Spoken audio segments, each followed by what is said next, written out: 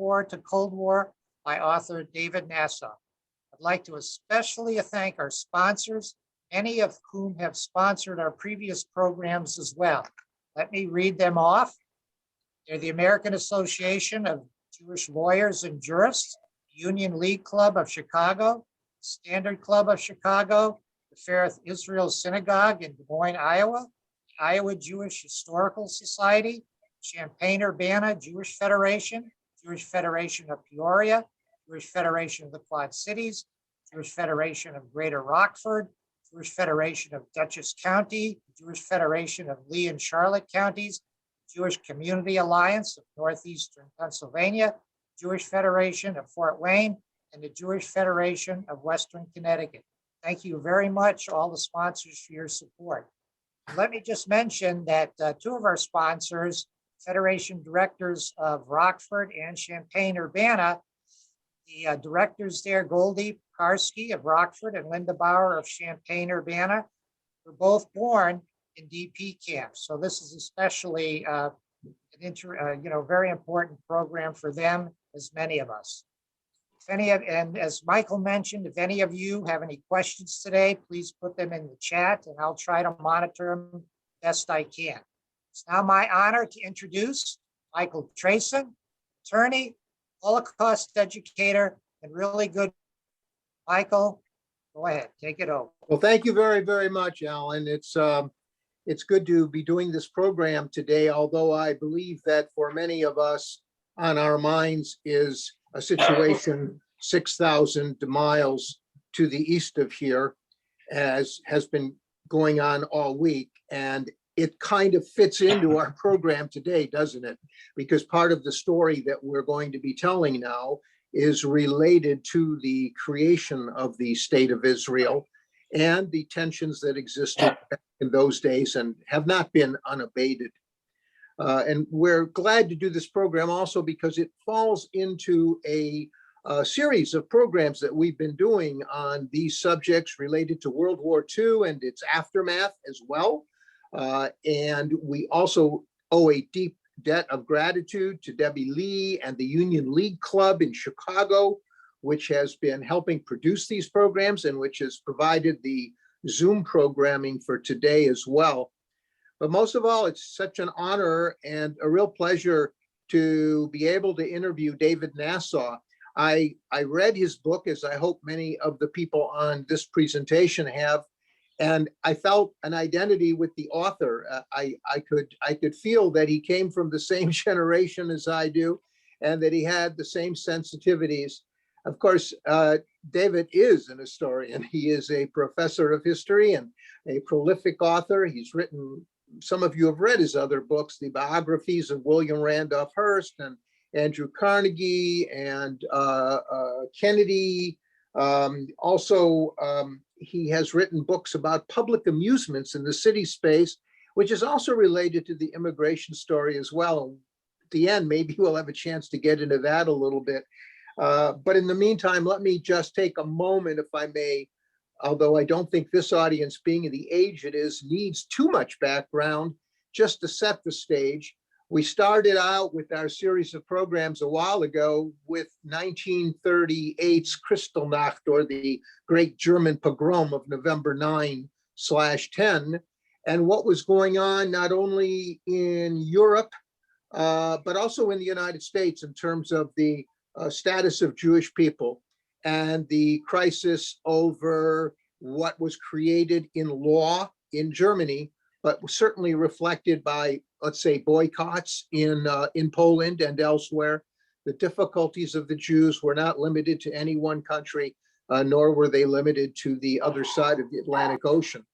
The emergence of World War II on September 1, of course, began the actual conflict, the war, but the war on the Jews had been taking place already for about 6 years since Hitler took office.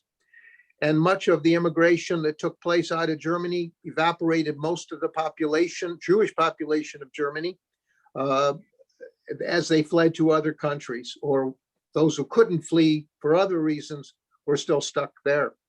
So the subject of immigration of the Jews came up even in 1938 in the summer, a few months before Kristallnacht, at the Evian conference in Europe. And Hitler saw the results of that nobody in the world wanted the Jews anyway. So I think in my feeling is that empowered him even more to see that what Germans viewed as a problem, the presence of Jews, also other countries viewed. And so he was kind of given a license, if you will, maybe in his mind, to proceed with expelling the Jews. The extermination of the Jews may have developed after that, but expelling was the problem. Having the Jews present was the problem. And maybe it's still the problem in certain places today that we've been talking about. The end of the war finally came, and there were 1 million refugees. Most of the million, of course, were not Jews because the Jews had been killed. There were surviving Jews. There were those who went into the Soviet Union during the war far enough that they could be safe from being killed.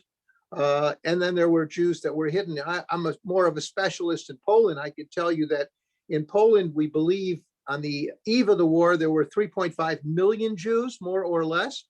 And we believe that at the end of the war, there were probably 300,000 Polish Jews. Some of those, most of those, I think, were people who were in the Soviet Union. But many of them were people who survived in the camps and were still alive, or people who were hidden. But for the most part, 90% or more of the Jews of Poland were murdered. Same with Lithuania, same with Netherlands and other countries. Some countries, there was a much bigger Jewish population left, like in France, for example. The story that we're going to get into today with David involves not only the Jews, but the non-Jews, and not only victims, but also perpetrators. So David, thank you very much for being here. I didn't dream in my youth when I heard my mother referring to greenhorns that I would be reading a book about them and talking with you today on this program about displaced persons. Can you start out, if you will, by explaining to us how you organized yourself when you faced this topic? There are so many aspects here. There's the actual Nazi or Waffen SS refugees, and then there are the innocent non-Jewish refugees, but they might not like Jews very much. And then you have the Jewish refugees, and there's some who want to go to Palestine and some who want to go to America, and some who in America, they wanted them to go back to Poland. How did you organize how you present this? Yeah, thank you. Thank you, Michael. Thank you, Alan. Thank you, all the sponsors. I'm delighted to be here to speak with you all today. This was probably the most difficult book I've had to write. I've written several books. I got an email in 2018 from someone who said, "I'm a fan, I've read all your books. You've had a book come out every 6 years." Well, it's 2018. I've been looking, where's your book? I had to write back, the book will not be here for another couple of years because it's difficult to research and it's difficult to write on. I spent 8 years researching this book, and with the help of graduate students who could read and translate Yiddish, Hebrew, German, Russian, Ukrainian, Polish, and Latvian for me, I was able to, and my own travels all over the United States and to the UK and to Paris, I was able to put together this story. And what was most intriguing for me was this hidden chapter in the history of Jews, in American history, in immigration history, in world history, in European history. As a historian and a Jew, I should have known better, but I didn't. I believe that somehow, though the United States, led by President Roosevelt, had done nothing or next to nothing to save the 6 million, because Roosevelt insisted that the only way to save the Jews was to win the war. And by the time the war was won, 6 million were dead. I believe that somehow, when the war was over in Germany, on VE Day, America, led by its new president, Harry Truman, and his Congress, would open its doors, its gates, its hearts, its wallets to the Jewish survivors, and would change or alter immigration laws to let them in, to give them refuge. I was wrong. I was oh so wrong. And when I discovered this hidden chapter, that from 1945 through to the late 40s, the early 50s, 3 to 5 years, 250,000 Jewish survivors spent their years in displaced persons camps, most of them in Germany, some in Italy, some in Austria. And when I discovered that they were part of the last million, 1 million refugees who were stuck in Germany when the war was over. And like the Jews, some like the Jews had no homes to return to. But there were many more, especially from the Baltic states and the Ukraine, who had come into Germany at the end of the war. And why?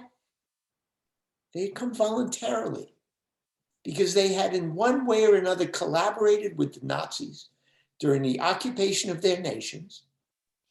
They were worried that when the Red Army returned, they would be punished for their war crimes, for their collaboration, for fighting with the Waffen-SS as parts of the Latvian division and the Estonian division and the Galician, which was the Ukrainian division of the Waffen-SS.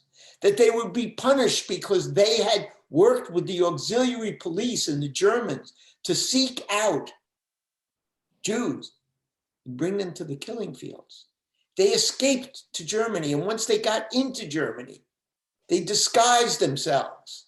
They destroyed their papers, their past. They disguised themselves as displaced persons, and when the war was over, they were placed in assembly centers and then in displaced persons camps with the Jews, and with maybe 500,000 Poles, non-Jewish Poles, who had been virtually kidnapped by the Germans. The Germans knew, the Nazis knew, that in order to fight a long war, they had to replace the millions of soldiers who could no longer work the farms, run the railroads, work in the factories, in the munitions plants. They had to be replaced. So the Germans kidnapped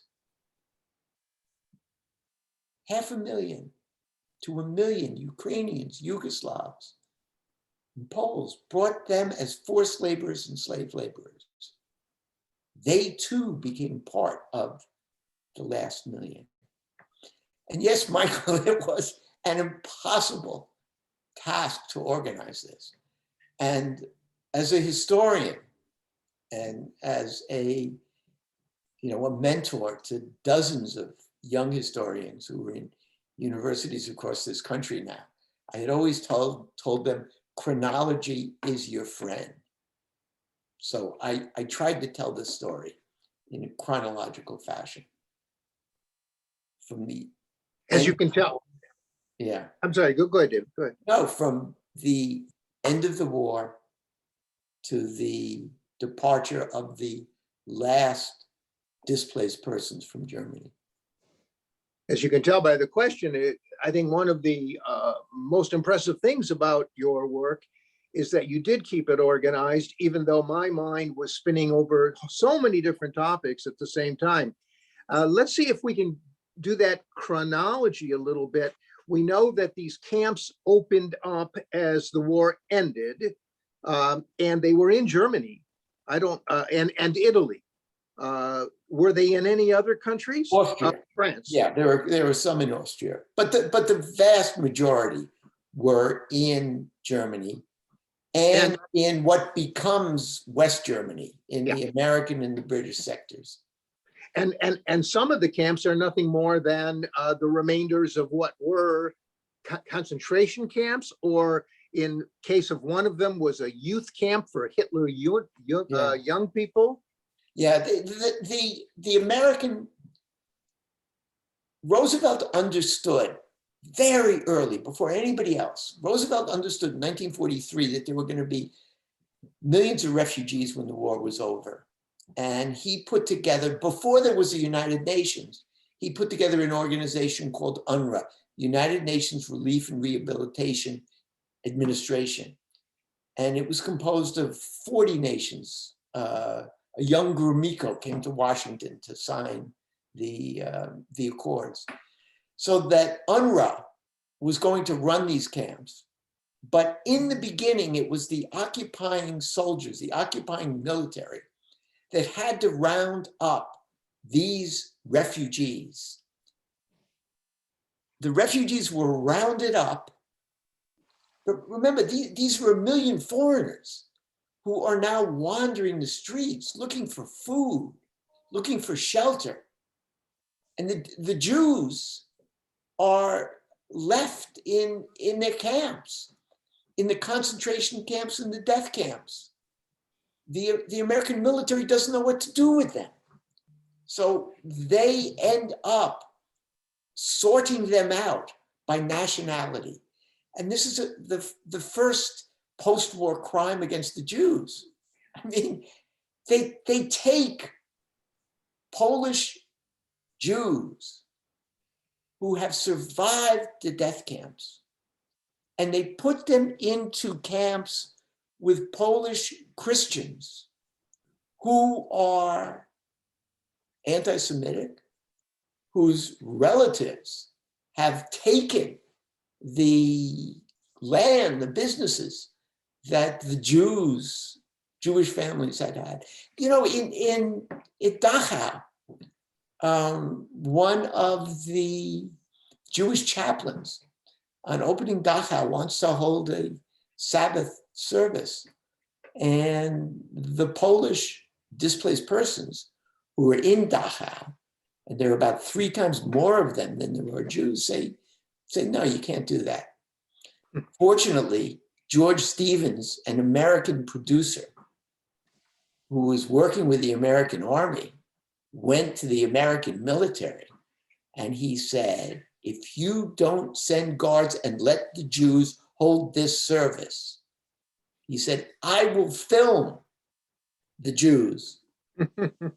I will film this episode and let the American people know what's going on. So in the beginning, there is this crime.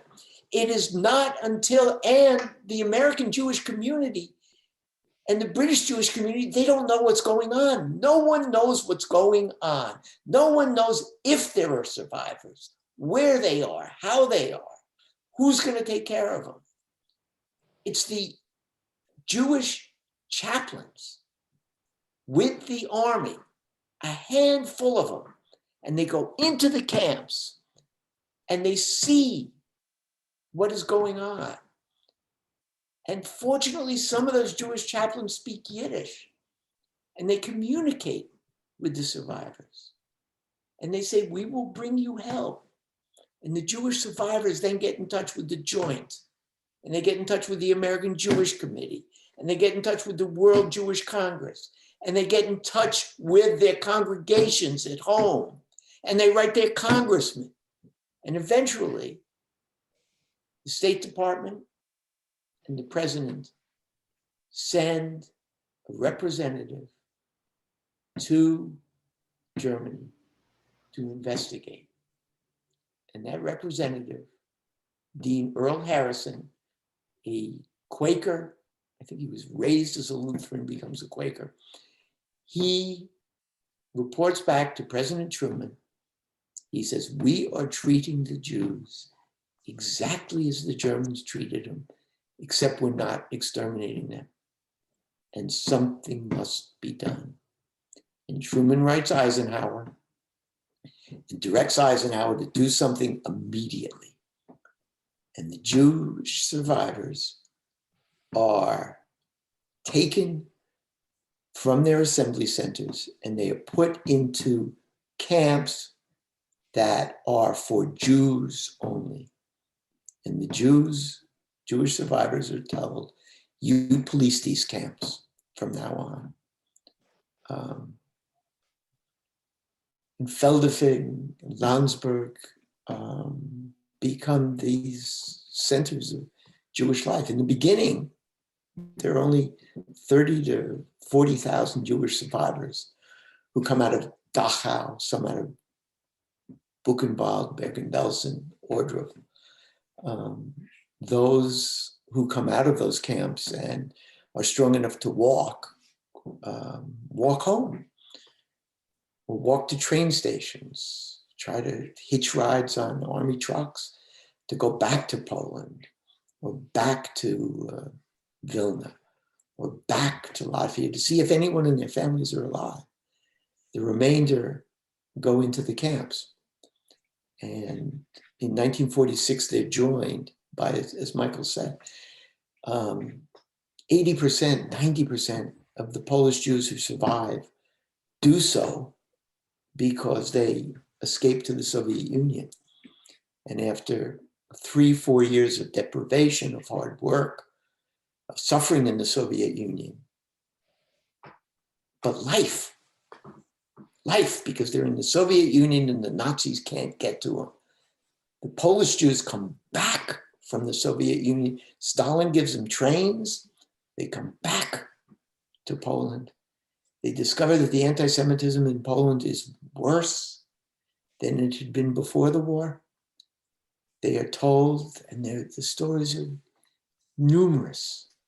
There are hundreds of these stories of the Polish Jews, either those who would come out of hiding, as Michael says, those who had been with the partisans, those who had been in the camps and survived, those who had been in the Soviet Union and survived. They come back to their hometowns. They come back to their apartments and their houses and their businesses. And they're told by the Poles, we thought you were dead, go away, there's no room for you. And it's these Jews who, maybe 200,000 of them, who cross through Czechoslovakia, through Austria, into Germany, into the camps that the Americans have set up to shelter them and to feed them. Those days were difficult times, and those Poles who did those bad things, not obviously not the majority of Poles, but there were these terrible incidents, were reacting in what might be described as their xenophobic passion. And we know that as early as 1945, a few months after the war ended, there was a pogrom in Krakow. And the most famous of the pogroms was in July 4th, 1946 in Kielce. But there were many other incidents with Jews being thrown from the trains. And we've read the works of Barbara Engelking and Jan Thomas Gross and all of that writing. It was definitely inhospitable.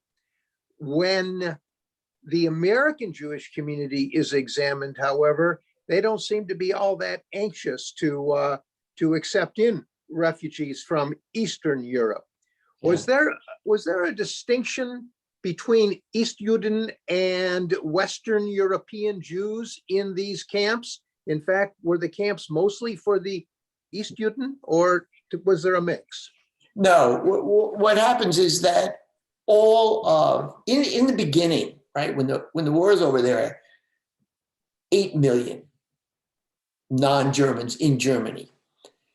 There are millions of prisoners of war and forced laborers and slave laborers. As soon as the war is over, the French and the Dutch and the Belgians and the Italians, they go home. They go home because it's close enough by. They go home in trucks, on bicycles. The ones who were left behind are all Eastern Europeans. And though that is the people who become the displaced persons and are put into the camps. The American Jewish community, when it is allowed, in the beginning, the American military won't allow any charitable groups into Germany because they've got to create order. They've got to create, they've got to feed people. They don't want outsiders coming in and clogging up the roads. By August, they allow the Joint in. They allow Hias in. And the American Jewish community is more than willing to pay to keep the Jews in the displaced persons camps, to keep them alive, to supply them with food, medical supplies, and doctors, and teachers, and and rabbis. But the American Jewish community does not have, I don't know what it is, it's not committed to using all of its influence to bring those Jews into the United States to resettle them. And that is the same in every nation of the world. The minor exception is Canada, where the Canadian Jewish community gets a law passed to allow visas for relatives. But that law is passed in such a way that anti-Semitic, Nazi collaborator Ukrainians are allowed passage into Canada. But so do a larger number of Jews than in the beginning come to the United States or Britain or any other nation. I think it was just April 1st, it was Passover of 1943, the same time that the Warsaw Ghetto Uprising was erupting, was the Bermuda Conference, if I have my dates correct. And in that conference too, Roosevelt organized that on a Jewish holiday. And even there, no country was willing, except maybe Dominican Republic, to accept any of these refugees. And the Bermuda Conference was a failure. It seems like these Jews just weren't needed or wanted anywhere else. So how does that lead us to Israel and to the story of the Exodus and all of that? Yeah, what begins to happen is that the Americans and the British understand that they can't keep the displaced persons in camps forever, that it is a blot on humanity, and that it is taking enormous taxpayer money, and that the American army has better things to do than to feed, the displaced persons. The question is, what's going to happen to the displaced persons? Well, the Soviets say, we are having nothing to do with the displaced persons. The Jews are a separate case, but the Latvians, the Poles, the Yugoslavs, the Estonians, the Ukrainians should return home immediately. And if they don't go back, it's because they're too lazy. They want to be fed, spoon-fed by the American soldiers, or they're war criminals and they don't want to go back for that purpose. The Americans and the British eventually have to set up a new organization, the International Refugee Organization, the IRO. And its task is not to repatriate, to send home the displaced persons, but to resettle. And every nation on earth, except for the United States, sends recruiters into the camps. It becomes like a meat market. And the displaced persons line up behind tables. They have medical exams. And the Brazilians say, we'll take 1,000.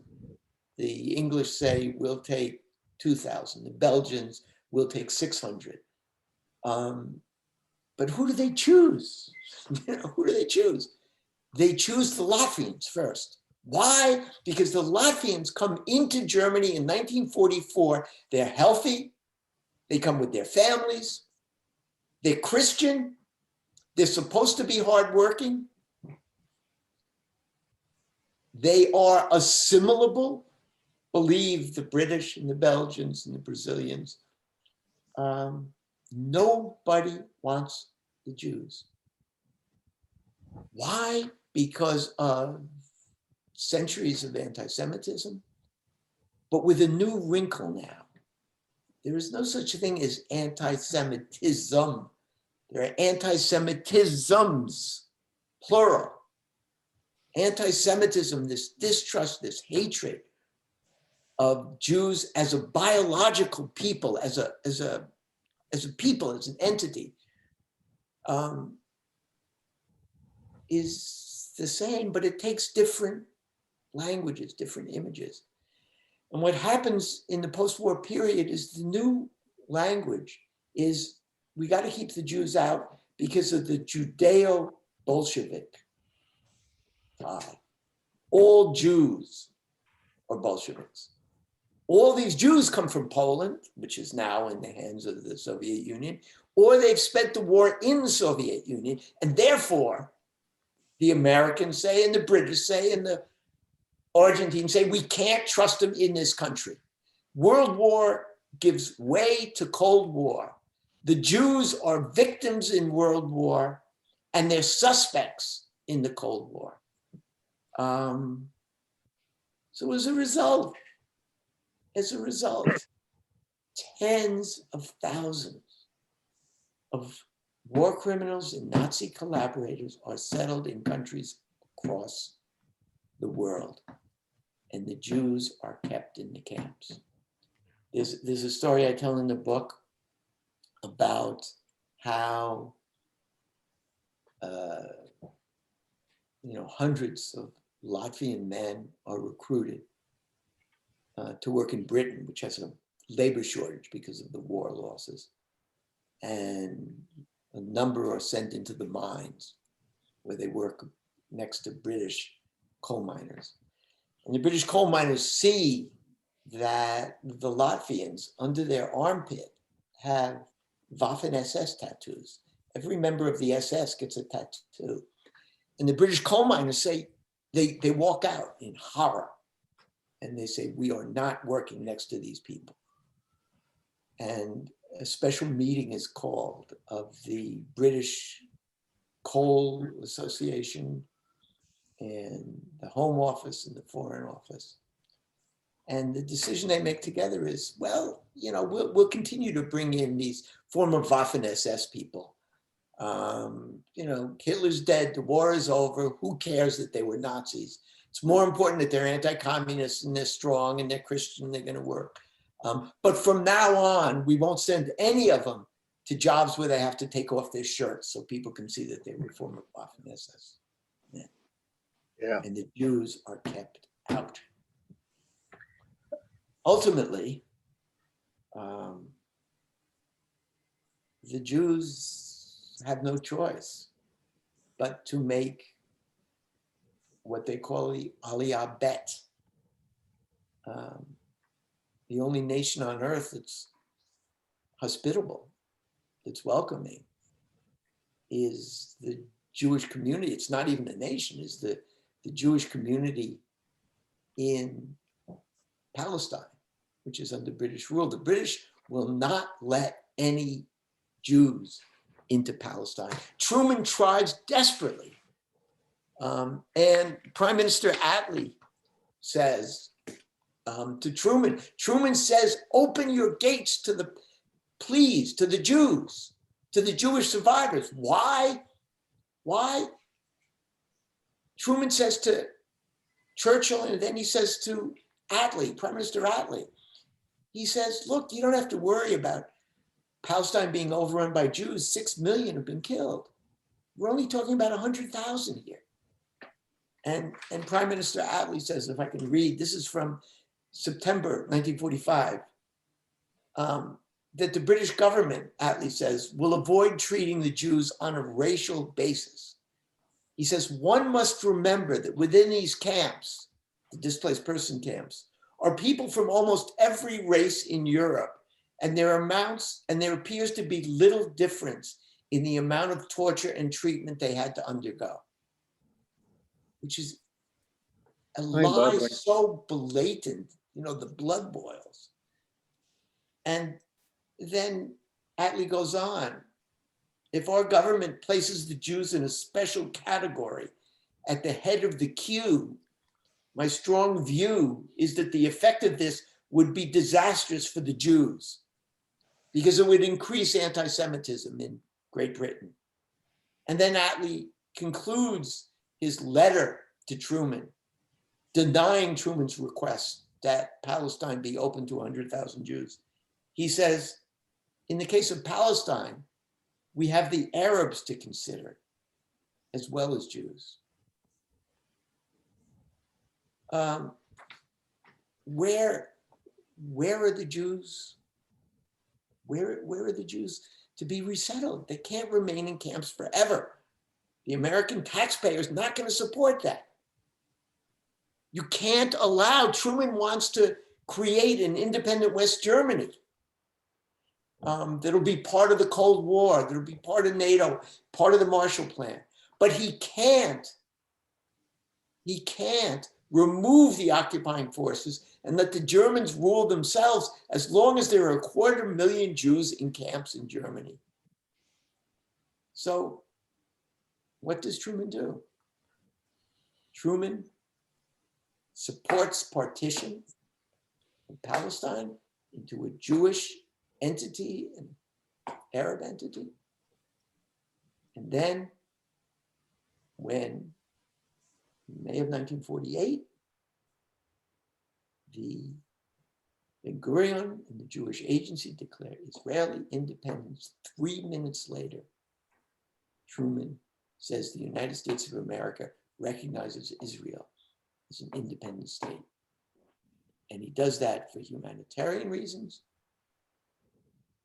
but he also does that because there is no other, because he can't get those Jews into the United States.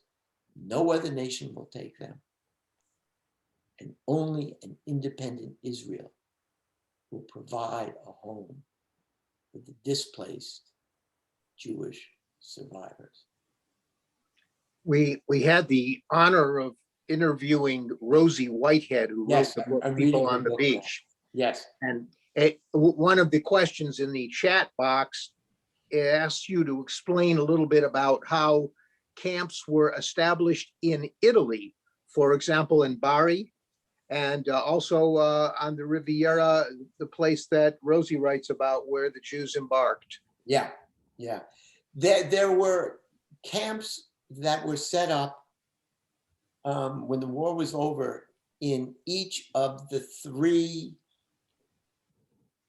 camps in Italy, in Austria, and in Germany. In Italy, the camps were also run by UNRWA, and they were supplied by the Americans and by the British. During 1946, 1947, 1948, with the help of the Jewish Agency, of the Jewish Brigade, Jewish soldiers who had fought in British uniforms in Italy, with the help of Brica, the organization that smuggled Jews out of Eastern Europe, out of Poland into Germany and into Italy, a illegal aliyah is put together, and Jews are smuggled into the camps in Italy. I've got this wonderful testimony by one of the Jews who helps this. He knows, and the Americans do a count. They know that there are 142 people in this little camp, 142 Jews. And that's all they do. They don't pay attention to anything else. They just do a count. So every 2 weeks, they take 142 Jews, they put them on a boat to Palestine, and they bring in another 142 so that the Americans will never know what's going on. The Americans knew, of course, and they winked at it. The illegal Aliyah is an extraordinary story in Jewish history, because what the British do is the British refuse. The British trail these ships on their way to Haifa. They unload the ships at Haifa, and they put the survivors. They march them off the gangplank, down the pier, put them on boats, and take them to Cyprus. And they put them in displaced persons camps in Cyprus until there's no room in Cyprus anymore. And at that point, because the Brits can't stop the illegal immigration, they have no place to put the Jews, because the Americans won't, stop this immigration, because the French are winking at it, because the Italians are winking at it. The British recognized that because they can't stop it, and because the tensions between Arab Palestinians and Jewish Palestinians have created a virtual civil war, the British give up and they hand the mandate off to the United Nations. David, one of our questions, we know there was the kinder transports before the war, and we know about 1944, the camp that was established to admit some Jews into New York State. But after the war ended, were there any so-called kinder transports where children were sent ahead without their parents, No. other than on an individual basis? No, I didn't think so. Not to the United States. Not to the Right. United States. In the United States operated on a very strict quota system, and that quota system made it virtually impossible for any Eastern European to come into the United States. So if you were a Polish Jew or a Latvian Jew or a Lithuanian Jew, the line to get a visa on this quota system would have meant, that you'd have to wait 40 or 50 years. If you could somehow forge identity papers and say that you were a German Jew instead of a Polish Jew, because the Germans' quota was much larger, you could get into the United States. In June of 1948, 3 years after the cessation of hostilities in Germany, the American Congress passes a Displaced Persons Act. It's amended 2 years later. And under those acts, the Americans issue emergency out of quota visas to 400,000 displaced persons. The 1948 law is written, however, in such a way that the Jews, 90% of the Jews who would come into the camps from Poland in 1946 are excluded. And why? Why? Because they are, as I said before, considered to be subversives, communist sympathizers. All Jews are Bolsheviks, all Bolsheviks have learned from the Jews. Ed Lee Gossett, if I can just read this. Ed Lee Gossett, these debates are in my book, and they're frightful, they're shameful. This is a man on the floor of Congress. He says, the DP camps, quote, are literally, and he's talking about the Jews, because everybody else has left. They've been resettled elsewhere, the Latvians, the majority of Latvians. He says the camps are, quote, literally filled with bums, criminals, subversive, revolutionists, crackpots, and human wreckage. There can be no doubt but many of those registered as DPs awaiting passage to America have been schooled in subversive activities and seek entry here to serve foreign ideologies. Congress should refuse these selfish, destructive appeals to American generosity. Who is that speaking? This is Ed Lee Gossett, congressman from Texas, but he's not the only one. No, Rankin. wasn't Senator Eastland talking similarly in a They're repertoire? frightening. John Rankin, of Mississippi, says, I believe you are getting ready. And he's speaking to those who want to bring the Jews in. He's speaking primarily to Manny Seller in Brooklyn, and to Jake Javits, who's a congressman, and to Congressman Sabbath, who's from Chicago. He says, I believe you are getting ready. This is what Rankin says. Again, in the congressional record, he says it on the hall of Congress. I believe you're getting ready to bring into this country a gang of well-trained communists and representatives of the Comintern who will spread out over this country for the purpose of plotting the overthrow of our government. 90% of the members of the Communist Party in this country are members of racial minority groups. And then he makes the outrageous claim that 70% of the members of the Communist Party speak Yiddish. I mean, you can't, these are big, big, big lies. And they are the only ones who stand up to refute them are Manny Seller, a handful of Jewish congressmen, Florida Senator Claude Pepper. But the bill with this kind of language, which keeps the Jews out, sails through Congress. Lots of parallels one could draw regarding attitudes toward refugees in our own day, notwithstanding people's ability to distinguish the refugees of today from those back then. We've talked about some of the bad guys. I want to be sure before we have to conclude in a few minutes that we talk about some of the good guys. Tell us about Rabbi Klausner. Abraham Klausner was a hero, and I don't know that he's that well known or acknowledged. No, there are a bunch of Jewish chaplains. They're attached to the army. They're supposed to provide services for the Jewish GIs.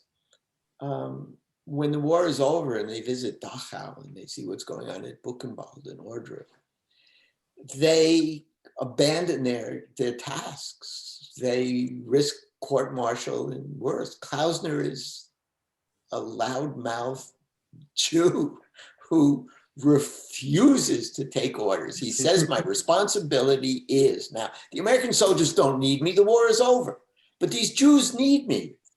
And he goes, at one point, he goes to his commander and he says, we've got to do something about these Jews. And the commander says, well, there are no Jews. He says, you know, I don't see anywhere that there are Jews. I see that there are Poles, there are Lithuanians, there are Latvians. Klausner doesn't shut up.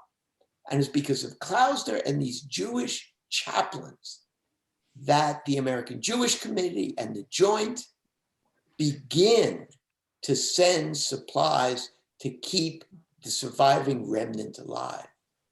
And let me say one more thing, if I can, that this is a tale of heroism, the heroism of the survivors. This is an incredible group of individuals. The survivors are young. They're in their 30s, but they have gone through hell. And they mourn their dead, the loss of their families, the loss of their communities, but they realize as well that it is their responsibility to rebuild from the ashes a Jewish community.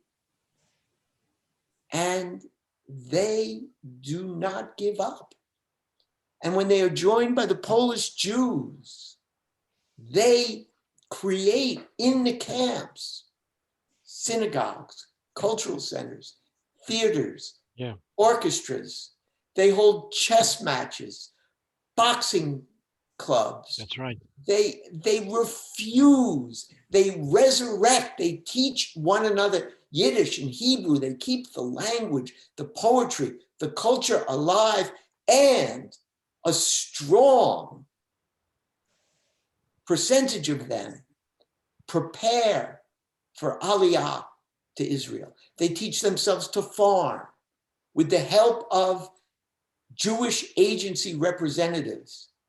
They learn Hebrew. Who knew Hebrew? You know, they'd spoken Yiddish or Polish or German or other languages. Yeah. And they take upon themselves the responsibility of defeating Hitler's fondest dream, which is the extermination of the Jewish people. And we owe this group, these survivors, you know, more than a debt of gratitude. I mean, what they accomplished is absolutely remarkable. And they weren't always so supported or popular even by Jewish groups in the United States. I think what resonates with me listening to you talk are two things: the timeliness of our discussion about the Jews and how no one wanted them and what's going on right now, 6,000 miles east of here. And the other subject would be the line from Emma Lazarus about the wretched refuse of your teeming shore. This resonates certainly with Jews, and I know with other refugees and immigrant populations who've come here. I noticed, I don't know if you had much in your book about James G. McDonald. Can you talk about him a little bit? He's an incredible character. There are these incredible people like the Earl Harrison and James McDonald. And they understand, they're not Jews, but they understand that this is a human problem, not a Jewish problem. That this is, that the American people have to trust their best instincts, their humanitarian instincts. And instead of playing a politics of fear or a Cold War politics, they have to look at these men, women, and children as needing help, as needing refuge, as needing support.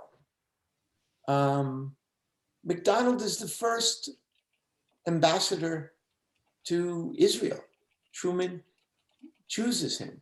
McDonald has been an advocate for the Jews through the war and after the war. And before the war. And before the war. And Truman makes the brilliant decision to send him to Israel after independence has been declared. Now, let me say one other thing. It is incumbent, I think, on us as, you know, the descendant, whether we're related to the displaced persons or not. You know, it is incumbent on us to fight against big lies, like the lies that kept the Jews out of this country. Yeah. The lies that all Jews were Bolsheviks and dangerous. It is incumbent on us not to succumb to a politics of fear of refugees. It is incumbent on us to put humanitarian and human interests, and not to see in the face of a child, a stranger, but to see a future American, and to fight the big lies. We can't build a refugee policy or an immigration policy based on lies, or based on a politics of fear. You know, here in Chicago, one of the most prominent and oldest social clubs is the Standard Club of Chicago, which is also a patron and sponsor of this program. And at the Standard Club, there have been many, many employees and staff who run the club for the members, who are from south of the border, who are Latinx. And they always told me how the story of the Jewish refugees and the Jews seeking to get to America from Europe was a story that really resonated with them as employees of the Standard Club. And we had developed a special relationship, I think, between our members and the staff there because of these shared experiences. I mean, we have, if being a Jew is, we have a historical and we have a cultural background and tradition. And we have a history. You know, we cannot forget our history in Europe, not only during the war, but after the war. And we can't, you know, of all people, of all Americans, I mean, we can't turn our back on people who need refuge, refuge from violence, refuge from poverty, refuge from civil war, refuge from war between nations.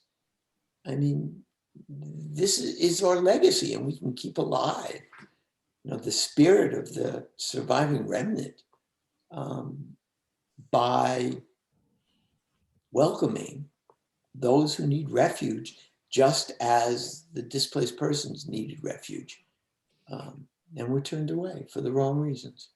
I want to remind people that your book is available. It's certainly available on Amazon, and I'm sure other sources as well. It's one of the best, but it's one of many in the last 3 years that has been covering this period. We have books that, like I mentioned, Rosie Whitehead's book, but we have books about that embody some of the story you were talking about, the SS Officer's Armchair by Daniel Lee. And we also have this magnificent book by the English lawyer historian, Philippe Sands, Philippe Sands, about the story of the rat line. Yeah. Can you mention that for a moment? Yeah, you know, what is frightening? I mean, the Vatican, the CIA, the British Secret Service, the Vatican, for reasons that are very much like the Vatican, because it fears communist takeover of Italy, which is not going to happen. And the Americans and the British recruit Nazi collaborators and war criminals to fight the Cold War that's coming up. I mean, in my book, I tell this story after story. It is not until, you know, I document, because I found the documents, the ways in which the State Department, the Army, INS allow into this country members of the Waffen-SS from Latvia and from Estonia, Ukrainian and Romanian war criminals. And we allow them into this country. And it is not until the 1970s when someone from the INS begins, there are Jews who have kept track of these people. No one listens. Until in the mid-1970s, a number of newspaper reporters and Congresswoman Liz Holtzman go on the attack. And they go to the head of the INS and they say, is it true that 30 years ago, this government allowed, the American government allowed into the United States men that were known to have been war criminals and Nazi collaborators?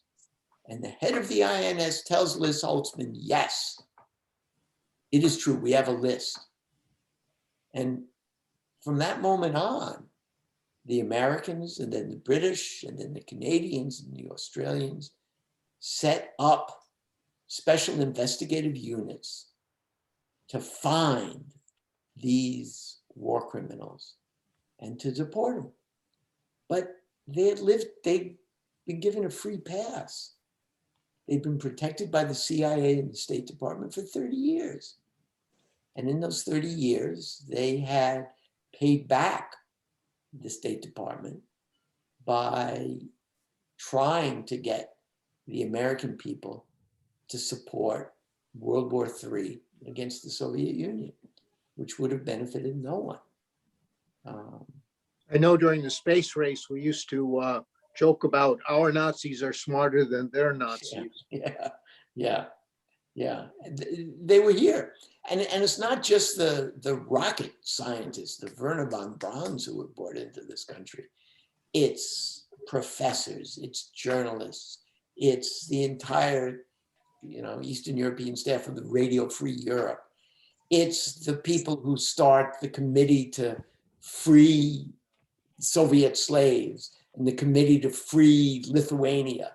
I mean, there are myriad examples of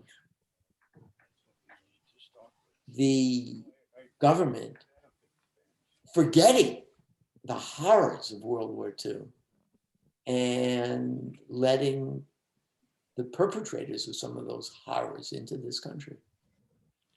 I think another book related to what you were saying before, the new David Marwell book about Mengele and how he managed to survive and survive decently for all those years until finally he suffered his heart attack on the beach in Brazil. All of these stories are so interrelated, and there's just a wealth of writing that can be done on all of these subjects, but you present it in a way that's accurate and historically clean, but also conveys a message, just as you have today. And we really appreciate that. I'd like to try to hit on a couple of questions that have been asked and that you can do some clarifying. One of them is trade unions in the United States. Were the trade unions as trade unions fighting against immigration to the United States? And how did they deal with the Jewish refugees and other refugees after the war ended? The trade unions were by and large in favor of allowing the refugees in. Why? Because the trade unions, the backbone of the trade unions are immigrants from Eastern Europe, Jews, Italians, Poles, and they supported allowing these immigrants into this country. Once they came into this country, the trade unions did very little. The American immigrants, the displaced persons who arrive in this country, and there are books that have been written about this, they're not welcomed with open arms. Thank God the American Jewish community has the resources to find them apartments and find them work. But the Jews are on their own, more or less, when they get here. Yeah, that's right. Another question was differentiation, if any, between the surviving Jews, I guess they were focused on Jews in this question, who were in the Soviet Union versus those who were from Western Europe. I think I understood you to say that those who survived in the Soviet Union primarily moved west and ended up in these camps in Austria, Italy, and Germany. Is that correct? That's absolutely correct. Nobody in Western Europe wanted more Jews. I mean, the Belgians weren't going to allow in Polish Jews or Russian Jews. The only nation that allowed some in were the Swedes, and they allowed them in on a limited basis. There was an extraordinary book by a man named Gern Rosenberg. I think it's called Last Train from Auschwitz. His family was one of those who arrived in Sweden.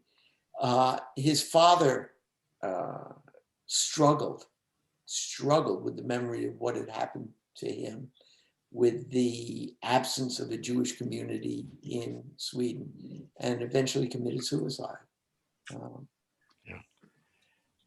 David, Michael, yes. if I could just say something, David, I was born in 45 in Poland and sometime in 46. I always refer to it as the DP camp circuit. The names that come to my mind are Schwäbisch and Fehrenwald, are the names of two of the DP camps that come to my mind. Limited memory of the camps. It's more the stories after, and you've hit upon a lot of them. I have a book of pictures at home, and apparently in one of the camps, they organized their own leadership. I think my father was listed as responsible for transportation, and they had a whole organization. I have stories that match up with things you've said, so I just want to thank you. It was Yeah, in Thank you, every Robert. one of the camps, one of the things that the UNRWA does and the Americans do is they hand over, and this is after Truman had told Eisenhower, you got to do something. They hand over control of these camps that's right. to the Jews. The Jews elect their own. I That's mean, right. it's extraordinary. The Jews set up honor courts. And within those camps where there are Jews who had been capos and who had participated in the murder of other Jews, they bring them to trial. Wow. David, when did activities that go into, excuse me? when did the last camp close? Was it 1956 or 7? Yeah. When? It's 1956, 1957. In the end, the camps are those Jews who had romantic relationships with Germans don't want to leave. And there are a number of Orthodox communities who don't recognize the state of Israel and who would rather remain in Germany than go to Israel. And there are a series of negotiations to get them out of the camps in the end. So it's by 1956. By 1956 also, there are a number of Jews who had gone to Israel and could not survive there. They could not survive there because, having suffered through World War II, they could not live in a land that was on the edge of that they felt was the tip of a volcano. And they returned to Germany, hoping that they would get visas to the United States or elsewhere. And Just as the last camps are closing in 56, 57, there were more refugees coming from the Hungarian uprising. yeah. A never-ending story of refugees and crisis, and your story includes the creation of the miracle creation of the state of Israel. It's just been such a pleasure. I want to thank again all of our patrons and sponsors today, especially the Standard Club and the Union League Club and the federations, and nobody more than our friend Alan Ross from the Quad Cities and the Jewish Federation there, and all of those who he enlists from the smaller federations, medium-sized federations around the country. We thank everybody. We want to be respectful of everyone's time, but we could go on with this for quite a long time. This is the title page of David's book, and it's a good time to reach for your iPhones and go to your Amazon app and buy the book. And we really look forward to seeing all of you together again on another one of these discussions. Thank you all for being here today. And David, thank you. Thank you. It's been my pleasure.